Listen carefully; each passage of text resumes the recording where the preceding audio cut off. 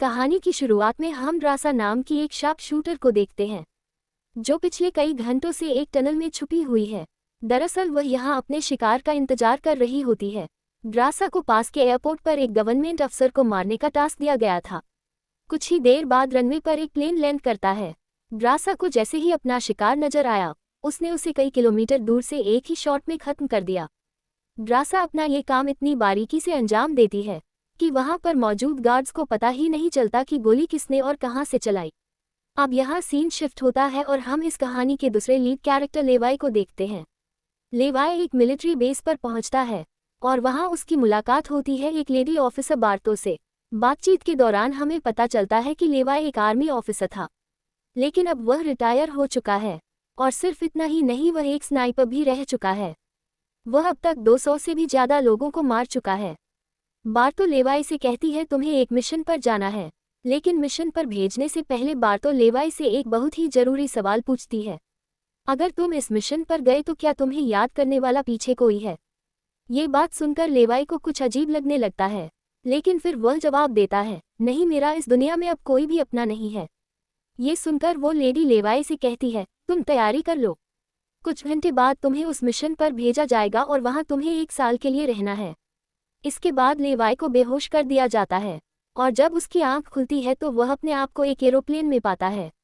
लेवाई कुछ समझ नहीं पाता कि आखिर उसे कहाँ ले जाया जा रहा है और उसे किस तरह का मिशन सौंपा गया है। थोड़ी देर बाद वहां बैठा सोल्जर उसे बताता है, अब तुम्हारा प्लेन से उतरने का वक्त आ चुका है। कुछ ही मिनटों में हम नो फ्लाइंग जोन एरिया में एंटर करने वाले हैं। यहाँ से आगे जाने की हमें परमिशन नहीं है। बस वह सिर्फ इतना बताता है कि नीचे उतरने के बाद तुम्हें अकेले 32 किलोमीटर नॉर्थ की तरफ पैदल जाना होगा, तब तुम अपनी मिशन वाली जगह पर पहुंच जाओगे। इसके बाद उसे एक पैराशूट दिया जाता है और प्लेन का दरवाजा खुलते ही लेवाई कूद जाता है। लेकिन असली गेम तो अब शुरू होता है और 2 दिनों का लंबा सफर तय करने के बाद फाइनली वह उस जगह पर पहुंच जाता है। वह देखता है कि यह एक बहुत ही सुनसान इलाका है। तभी उसकी मुलाकात जेडी नाम के एक आदमी से होती है। जेडी 1 साल तक यहाँ मिशन पर था। अब उसकी ड्यूटी खत्म हो चुकी है, इसलिए अब लेवाई उसकी जगह संभालेगा। जेडी लेवाई को एक वॉच टावर की तरफ ले जाता है। टावर के टॉप पर पहुंचने के बाद लेवाई को अब भी समझ नहीं आ रहा था कि उसे यहाँ क्या काम करना है। जेडी जवाब देता है, यहाँ एक बहुत ही गहरी खाई है जिसे गॉड नाम दिया गया है। यह एक बहुत गहरी खाई है जिसके बॉटम तक आज तक कोई भी नहीं पहुंच पाया। तुम्हारा काम बहुत ही सिंपल है, तुम्हें इस खाई की पहरेदारी करनी है। इसके बाद वो लेवाई को यहाँ की स्ट्रिक्ट रूल्स बताता है। वह कहता है, चाहे कुछ भी हो जाए तुम बाहर की दुनिया से जुड़ने की उम्मीद मत रखना। ये टावर जिसे हम वेस्ट टावर कहते हैं, इसके ठीक सामने ईस्ट टावर है, वह रशिया का है। वहाँ भी एक गार्ड अपनी ड्यूटी निभा रहा है, लेकिन तुम दोनों के बीच कोई भी कांटेक्ट अलाउ नहीं है। तुम्हें सिर्फ अपनी ड्यूटी पर ध्यान देना है और हाँ, आने वाले खतरे के लिए हर वक्त तैयार रहना, क्योंकि यहाँ तुम पर किसी भी वक्त हमला किया जा सकता है। यहाँ ऑटोमेटिक गन्स और नीचे ढेर सारे लैंड माइन्स लगाए हुए हैं। अगर ऑटोमेटिक गन्स में गोलियां खत्म हो जाए तो उसे हमेशा रिलोड रखना, क्योंकि हमले के दौरान ऑटोमेटिक गन्स तुम्हारी बहुत काम आएगी। और आखिरी बात, अगर तुम्हें कभी भी यहाँ तेज सायरन की आवाज़ सुनाई देने लगे तो तुम बिना सोचे समझे यहाँ से भाग जाना। जेडी कहता है, मुझे भी नहीं पता कि ऐसा क्यों बोला गया है, लेकिन मुझे जो पिछली ड्यूटी वर्कर ने बताया था वही मैं तुम्हें बता रहा हूँ। लेवाई उसकी सारी बातें अच्छी तरह से सुन लेता है, पर उसका सवाल एक ही था। वह पूछता है, आखिर यहाँ ऐसा क्या है जिसके लिए इतनी सिक्योरिटी लगाई गई है? तभी जेडी एक ग्रेनेड निकालता है और इस ग्रेनेड को उस गहरी खाई में फेंक देता है। ग्रेनेड जैसे ही खाई की गहराइयों में धमाका करता है, वहां से एक अजीब भयानक आवाज़ गूंजने लगती है। वो आवाज़ किसी इंसान की बिल्कुल भी नहीं थी। जेडी लेवाई की तरफ देखता है और कहता है, यह आवाज़ जो तुम सुन रहे हो यह उन क्रिएचर्स की है जिन्हें हम होलोमैन कहते हैं। ये क्रिएचर्स इस घड़े के अंदर रहते हैं और तुम्हारी यहाँ पर ड्यूटी यह है कि इस घड़े के अंदर से किसी भी क्रीचर को बाहर निकलने नहीं देना है। कहा जाता है कि 1940 में यूएस आर्मी के 2400 आर्मी सोल्जर्स को इस गड्ढे के अंदर भेजा गया था, ताकि यह सोल्जर्स उस गड्ढे के अंदर मौजूद सभी क्रिएचर्स को खत्म कर सकें। लेकिन आज तक उनमें से एक भी जिंदा सोल्जर वापस लौटकर नहीं आया। और अब जेडी लेवाई को पूरी इन्फॉर्मेशन बताकर घर वापस जाने की तैयारी करने लगा। अब जेडी लेवाई को अलविदा कहकर यहाँ से निकल पड़ता है। वह बहुत खुश था क्योंकि 1 साल बाद वह घर जाने वाला था। लोकेशन पर पहुंचने के बाद जेडी जैसे ही स्मोक करता है, तब एक हेलीकॉप्टर उसे लेने के लिए आता है। वह हेलीकॉप्टर उसके लिए रस्सी नीचे फेंकता है और जेडी इस रस्सी के जरिए ऊपर हेलीकॉप्टर में चढ़ने लगता है। हेलीकॉप्टर में बैठा एक सोल्जर पहले जेडी की आइडेंटिटी कंफर्म करता है। जेडी जब उसे अपनी पूरी इन्फॉर्मेशन देता है तो हेलीकॉप्टर में बैठा वह सोल्जर पहले जेडी को शूट करता है और उसके बाद उसकी रस्सी काटकर उसे नीचे गिरा देता है। अब यहाँ एक बात तो साफ हो चुकी थी कि जो इस जगह आता है वो यहाँ से कभी लौट नहीं पाता। इसके बाद हमें अगले दिन का सीन दिखाया जाता है। लेवाई अपने काम को निभाने लगता है। सबसे पहले वो यहाँ की कुछ रिपोर्ट्स चेक करता है और जिन ऑटोमेटिक गन्स में गोलियां खत्म होती हैं उन्हें रीलोड करता है। इसी तरह से दिन गुजरते हैं और फिर एक महीना। अब लेवाई को ये जगह बोरिंग फील होने लगी। वह सोचता है कि क्या 1 साल तक यहाँ बस अकेले ही रहना है, ना किसी से बातचीत और ना ही कोई एंटरटेनमेंट। इसीलिए टाइम पास करने के लिए वह अलमारी में रखी किताबें पढ़ने का सोचता है। जब वह अलमारी से किताबें निकालता है तो अचानक उसकी नज़र अलमारी के पीछे की दीवार पर पड़ती है। उस दीवार पर कुछ नोट्स लिखे होते हैं। ये उन सभी लोगों के नोट्स थे जो इससे पहले इस टावर में अपनी ड्यूटी कर चुके थे। हर नोट में डर, अकेलापन और होलोमैन के खतरों का जिक्र था। एक दिन लेवाई को वेस्ट टावर से मशीन चलने की आवाज़ आती है। लेवाई जल्दी से अपने टेलीस्कोप से दूर से ईस्ट टावर को देखने की कोशिश करता है और तभी उसे एक लड़की दिखाई देती है और ये लड़की कोई और नहीं बल्कि ड्रासा होती है। कुछ दिन बाद ड्रासा का जन्मदिन आता है। अकेलेपन में घिरी हुई ड्रासा को लगता है कि उसे किसी से बात करनी चाहिए। वो लेवाई से बात करने की कोशिश करती है। ड्रासा एक व्हाइट बोर्ड के जरिए लेवाई से पूछती है, तुम्हारा नाम क्या है? इस पर लेवाई कहता है कि नाम बताना अलाउड नहीं है, लेकिन ड्रासा मुस्कुराते हुए अपना नाम बताती है, मेरा नाम ड्रासा है। लेवाई भी ज़्यादा ना सोचते हुए अपना नाम बता देता है। ड्रासा बताती है कि आज मेरा बर्थडे है और ड्रासा अपने बर्थडे को सेलिब्रेट करते हुए डांस करने लगती है। ड्रासा लेवाई से पूछती है, क्या तुम्हें डांस करना आता है? लेवाई बताता है, नहीं, मुझे डांस करना बिल्कुल भी नहीं आता। जिस पर ड्रासा पूछती है, तो फिर तुम्हें क्या करना आता है? लेवाई लिखता है, मैं शूटिंग थोड़ी बहुत अच्छी कर लेता हूँ। यहाँ ड्रासा उसकी शूटिंग स्किल्स चेक करने के लिए अपने टावर पर एक छोटी सी बोतल उसके सामने रख देती है और लेवाई अपने टारगेट को निशाने पर रखते हुए एक ही गोली में उस बोतल को फोड़ देता है। अब वह भी अपनी शूटिंग स्किल्स को दिखाते हुए लेवाई के टावर में रखी एक छोटी सी बोतल को बिल्कुल परफेक्ट शूट कर लेती है, जिससे धीरे धीरे दोनों की बातचीत बढ़ने लगती है। ड्रासा और लेवाई एक दूसरे को समझने लगते हैं, लेकिन तभी ड्रासा की नज़र अचानक नीचे तरफ जाती है। वह देखती है कि नीचे से कुछ भयानक क्रिएचर्स यानी होलोमैन तेजी से वेस्ट टावर की तरफ चढ़ रहे हैं। वह जल्दी से लेवाई को अलर्ट करती है। लेवाई जैसे ही नीचे देखता है, उसकी आंखें चौंक जाती हैं। नीचे सिर्फ 1 या 2 नहीं बल्कि हजारों क्रीचर्स ऊपर की ओर बढ़ रहे होते हैं। वो बिना वक्त गवाए अपनी स्नाइपर राइफल उठाता है और एक एक करके क्रिएचर्स को शूट करने लगता है, लेकिन क्रीचर्स की तादाद इतनी ज़्यादा होती है कि लेवाई उन्हें अकेले संभाल नहीं पाता। इसलिए ड्रासा भी अपनी मशीन गन से गोलियां बरसाने लगती है। अब ये दोनों अपनी अपनी साइड से इन क्रिएचर्स को मारने लगते हैं। अब लेवाई और ड्रासा दोनों को एहसास हो जाता है कि इस खतरनाक जगह में अगर जिंदा रहना है तो उन्हें मिलकर लड़ना होगा। सब कुछ संभालने के बाद ड्रासा बताती है, यह मेरी लाइफ का सबसे बेस्ट बर्थडे था। अगली सुबह लेवाई नीचे लगी लैंडमाइंस को ठीक करता है और ऑटोमेटिक गन को रीलोड करता है। इस तरह से दिन गुजरते हैं और फिर महीने। इन दोनों की आपस में दोस्ती होने के बाद अब उनके दिन अच्छे गुजर रहे थे और अब उन्हें अकेलापन बिल्कुल भी महसूस नहीं होता था। पर एक दिन यहाँ ड्रासा बोर्ड पर लिखकर लेवाई को बताती है, आज मैं खुद को बहुत ही अकेली महसूस कर रही हूँ। अगर आज मेरे पास कोई होता तो बहुत अच्छा होता। लेवाई को भी पहले ही दिन से ड्रासा से मिलने का मन था और आज वह खुद को रोक नहीं पाया। वो ड्रासा के पास जाने का प्लान बना लेता है। अगली सुबह वह रॉकेट लॉन्चर का इस्तेमाल करके एक मजबूत रस्सी को ड्रासा की तरफ फेंकता है, जिसके बाद ड्रासा टावर के बाहर आती है और वह रस्सी को मजबूती से एक पेड़ के साथ बांध देती है। लेवाई बिना देर किए उस रस्सी के सहारे ईस्ट टावर की ओर बढ़ने लगता है। वहां पहुंचकर ड्रासा उसका वेलकम करती हैं। उसके बाद लेवाई और ड्रासा एक साथ बैठकर काफी देर तक बातें करते हैं। इस तरह से बातें करते करते रात हो जाती है। ड्रासा यहाँ एक सॉफ्ट म्यूजिक लगा लेती है। ये दोनों म्यूजिक की धुन पर डांस करने लगते हैं। अगले दिन लेवाई को वापस अपने वेस्ट टावर लौटना था। वह ड्रासा को अलविदा कहता है और रस्सी के सहारे वेस्ट टावर की तरफ चलना शुरू कर देता है। ड्रासा भी उसे जाते हुए देखती रहती है, लेकिन तभी हम देखते हैं कि कुछ क्रिएचर्स ऊपर टावर की तरफ बढ़ रहे हैं।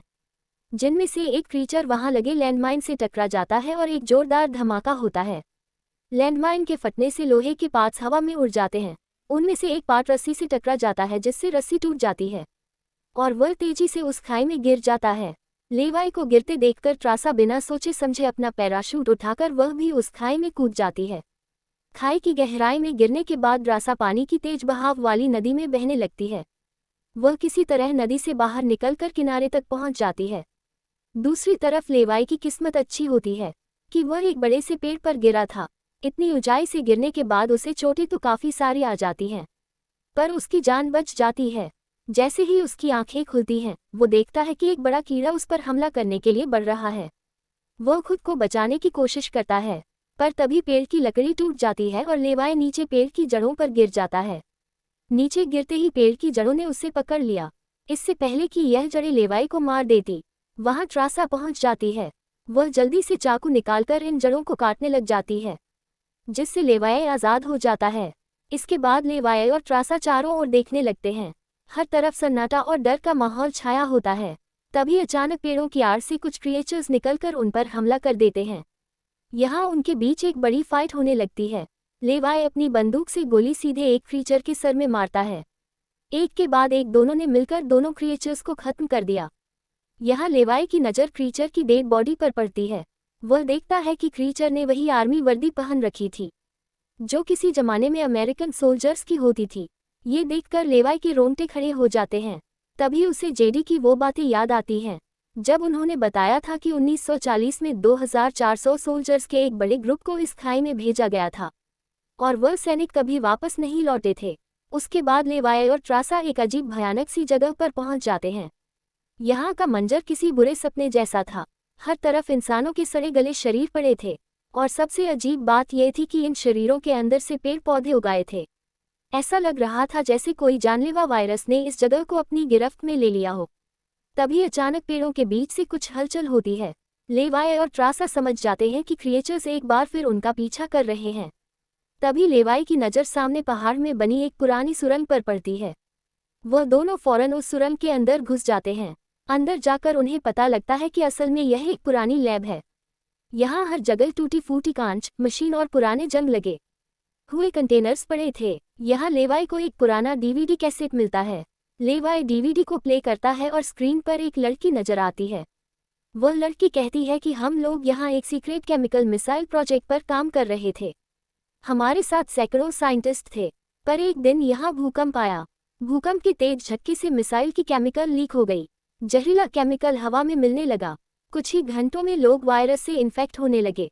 वह लड़की अपना पेट दिखाते हुए बताती है कि मैं भी इन्फेक्टेड हूँ। हालांकि हमने मिलिट्री को सब कुछ बताया। हमने उनसे कहा कि इस पूरे इलाके को बॉम्बिंग करके तबाह कर दिया जाए ताकि इन्फेक्शन और फैल ना सके, लेकिन उन्होंने हमारी बात नहीं सुनी।